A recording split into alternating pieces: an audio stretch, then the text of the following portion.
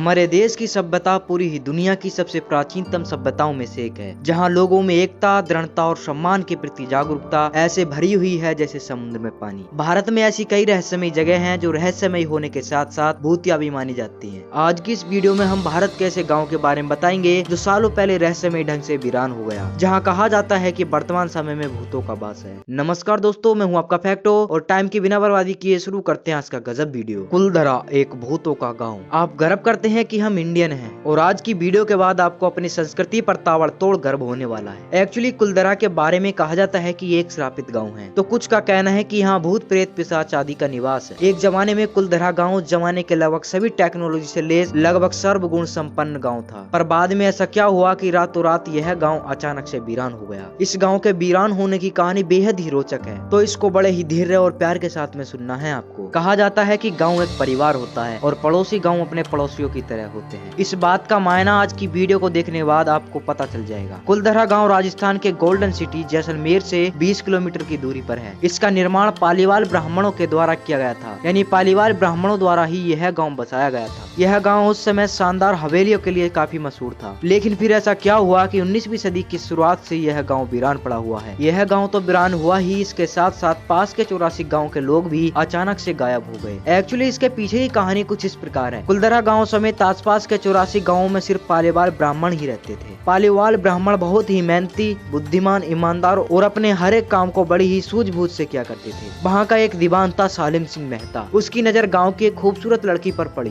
दीवान सालिम सिंह मेहता महारावल मूलराज सिंह के राज्य का सबसे शक्तिशाली व्यक्तियों में से एक था। सालिम बहुत ही ज्यादा क्रूर और बड़े ही बुरे स्वभाव का आदमी था। सालिम अय्याश और रंगीन मिजाज का शौकीन था। वो जिस भी चीज को पाने की चाहत रखता था, हर हाल में उसे पाकर ही दम लेता था। वह किसी भी तरह से उस लड़की को पाना चाहता था और उसके लिए वो किसी भी हद तक जा सकता था। गांव वाले उसके खौफ और उसकी हरकतों से भलीभांति परिचित थे। एक दिन सालिम सिंह ने गांव के मुखिया से मिलकर उस खूबसूरत लड़की से शादी करने की इच्छा जाहिर की, लेकिन मुखिया ने सालिम सिंह को साफ साफ मना कर दिया। और भैया फिर क्या, सालिम सिंह को बहुत गुस्सा आया और उसने बेधड़क गाँव वालों को उस लड़की से जबरदस्ती शादी करने की और गाँव को तबाह करने की धमकी दे डाली। यह धमकी उसने ऐसे ही नहीं दी थी, ये बात गाँव वाले अच्छी तरह से जानते थे। वे जानते थे अगर सालिम सिंह की बात नहीं मानी तो गाँव पर काल आने वाला था। वो जानते थे कि वो कभी भी किसी भी समय उस लड़की को जबरन उठा सकता है। इसलिए 84 गांव के सभी पालीवाल ब्राह्मण पालीवाल काठोड़ी मंदिर में इकट्ठा हुए और इस मुद्दे पर उन्होंने चर्चा की और फैसला लिया कि वे अपनी जन्मभूमि को भले ही छोड़ देंगे, पर सालिम सिंह की अत्याचारी के आगे सिर नहीं झुकाएंगे और न ही उसकी हवस पूर्ति के लिए उस लड़की की इज्जत को दांव पर लगाएंगे। अपने स्वाभिमान की रक्षा के लिए और उस लड़की के सम्मान और इज्जत बचाने के लिए 84 गाँव के सभी लोगों ने रातों रात गाँव को छोड़ने का फैसला लिया और फिर सभी लोग गाँव को छोड़कर चले गए और जाते जाते उस गाँव को एक श्राप दे गए, जिसके चलते उस गाँव में कोई नहीं रह सकता था और कोई रहेगा तो मारा जाएगा। ये लोग कहाँ गए इसकी जानकारी किसी के भी पास नहीं है। अभी तक उस गाँव और गाँव वालों का रहस्य यूं ही बेकरार है। आज के इस वीडियो में बस इतना ही। अगर वीडियो अच्छी लगी हो तो लाइक कर देना और ऐसी फाड़ू वीडियोस देखने के लिए चैनल को सब्सक्राइब कर लेना, क्योंकि ऐसी फाड़ू वीडियो आपको किसी और चैनल पर नहीं मिलेंगी। चलते हैं, बाय।